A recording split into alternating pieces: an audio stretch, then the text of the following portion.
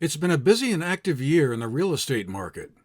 At the start of the COVID pandemic earlier this spring, realtors were quickly inundated with inquiries about available properties, both locally and elsewhere across Vermont, as people who were able to work remotely were eager to get out of more urban areas where the virus seemed to be most active.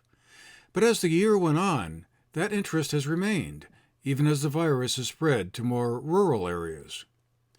Now, 8 months into the pandemic, how are things looking to real estate agents who match up buyers and sellers? The short answer is that the surge of interest in properties around the Northshire is still going strong. We first checked in with Greg Cutler, an agent at the Manchester-based TPW Real Estate, to get his read on the market. The inventory that was available has pretty much been snatched up. And early on, it was interesting because people were looking for bargains, and then it was just people were looking for anything that was available. And the price point has really been varied. It's right up from the 150s all the way into the multi-million-dollar properties. And so we're looking for more inventory now, but obviously the problem is where are you going to move if you decide to sell your home right now? I mean, some people, for various reasons, this would be the best time for them to sell. A good example is that Winhall property where my buyer, who had struck out on 3 different properties, was able to find something on his 4th try, but that was because the people who had owned a ski house for many, many years and decided this was the right time. The kids were grown up and took advantage of this very strong market. So that's one example.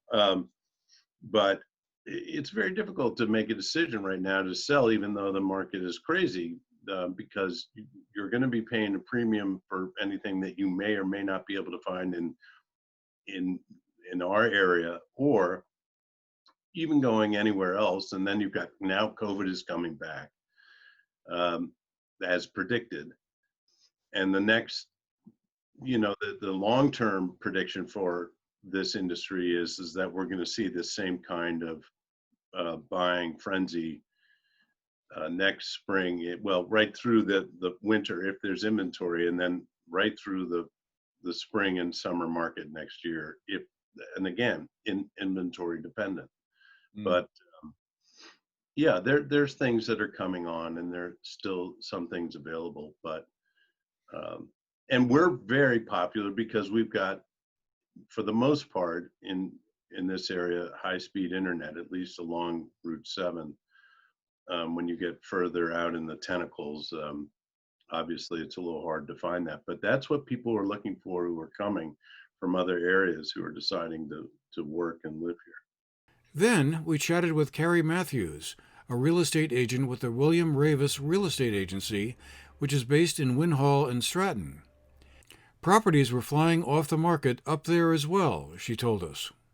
Our market's still very hot. We obviously saw, early May, something we haven't seen in a really long time.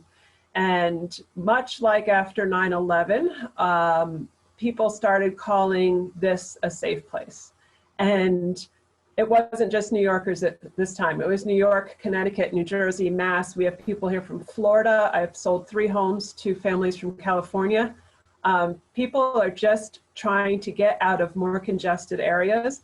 And while it hasn't stopped, I do feel that the brakes have been pumped a little.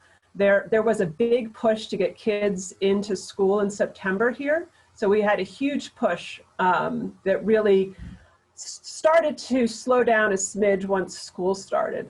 Now we also are dealing with an incredible lack of inventory that we're not used to seeing here.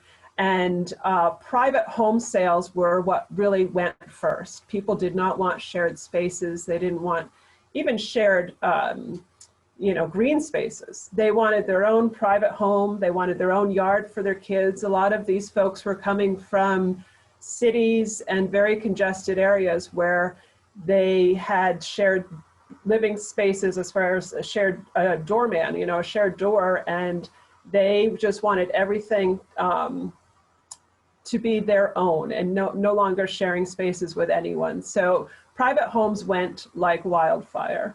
And once the inventory started depleting in private homes, people started looking at townhouses and then condos.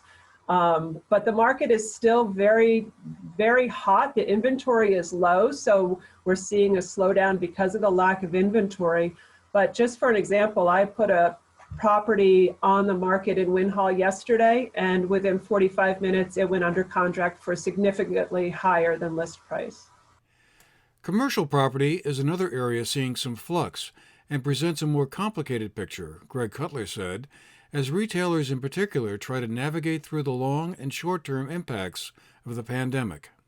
It's a tough gambit right now on commercial property, and I think that price per square foot is it's probably an all-time low in our area, and this presents a problem for owners with multiple properties that are currently under lease, and how do you juggle attracting new tenants and then keeping your current tenants happy. So there's that. There's a lot of inventory on the market, and I actually am working with a group, Cleveland Properties, who own a building here in Manchester that are coming up with some very interesting ideas for one of their properties. So it's, they talk about creating experiential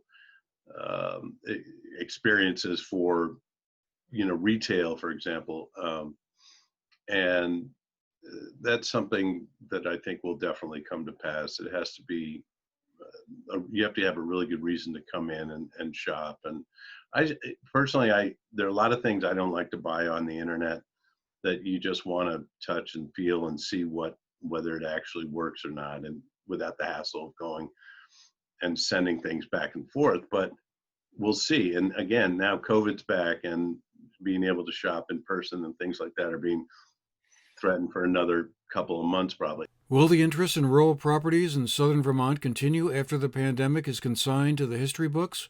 Or will it turn out to be a short-term blip, much like the surge of buying following 9/11 nearly 20 years ago?